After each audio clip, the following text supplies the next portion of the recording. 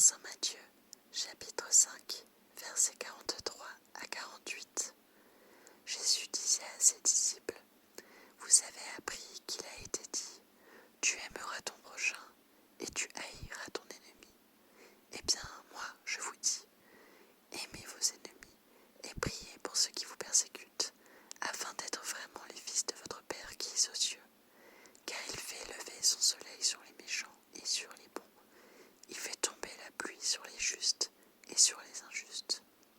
En effet, si vous aimez ceux qui vous aiment, quelle récompense méritez-vous? Les publicains eux-mêmes n'en font-ils pas autant? Et si vous ne saluez que vos frères, que faites-vous d'extraordinaire? Les païens eux-mêmes n'en font-ils pas autant? Vous donc, vous serez parfaits comme votre Père céleste est parfait. Je vous invite à lire les évangiles des 2 jours précédents, jeudi et vendredi, tous deux un corps de Saint Matthieu, dans lesquels, de même que dans l'évangile d'aujourd'hui, Jésus renouvelle l'ancienne alliance des scribes et des pharisiens pour nous montrer le vrai amour. Et c'est sur ce thème que se penche la méditation que je vais lire aujourd'hui, qui est extrait des homélies sur l'évangile de Saint Grégoire le Grand, dans l'homélie 38, les invités au festin. Au paragraphe 11, il faut encore savoir que l'amour du prochain comporte lui-même 2 préceptes, puisqu'un sage nous dit: ce que tu serais fâché qu'on te fasse, veille bien à ne pas le faire à un autre. Et que la vérité en personne nous prêche en ces termes: ce que vous voulez que les hommes vous fassent, faites-le aussi pour eux. En Matthieu chapitre 7, verset 12, lequel évangile est justement celui qui a été lu il y a 2 jours, il me semble.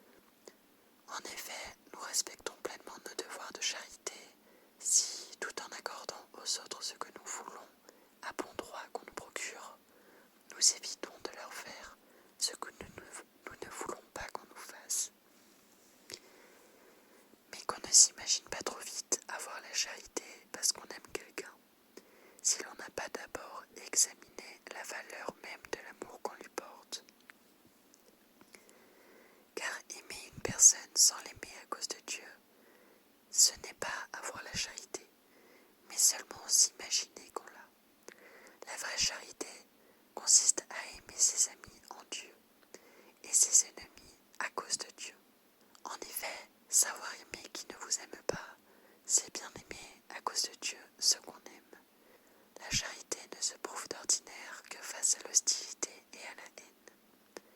D'où la parole du Seigneur lui-même: aimez vos ennemis, faites du bien à ceux qui vous haïssent.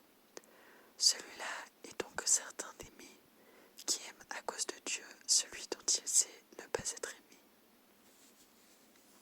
J'aimerais vous lire une hymne par Rosier Rimaud, le mystère du calvaire. Mystère du calvaire, scandale de la croix, le maître de la terre, esclave sur ce bois. Victime dérisoire, toi seul es le sauveur, toi seul le roi de gloire au rang des malfaiteurs. Tu sais combien les hommes ignorent ce qu'ils font, tu n'as jugé personne, tu donnes ton pardon. Partout des pauvres pleurent, partout on fait souffrir. Pitié pour ceux qui meurent et ceux qui vont mourir.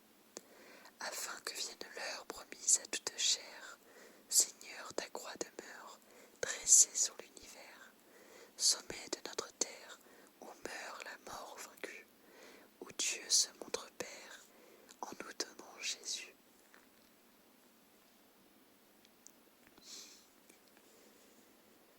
Prions avec le psaume 118. Heureux les hommes intègres dans leur voie, qui marchent suivant la loi du Seigneur. Heureux ceux qui gardent leurs exigences, ils le cherchent de tout cœur. Toi, tu promulgues les préceptes, à observer entièrement. Puissent mes voies s'affermir, à observer tes commandements. je pourrai te rendre grâce, instruit de tes justes décisions. Tes commandements, je les observe. Ne m'abandonne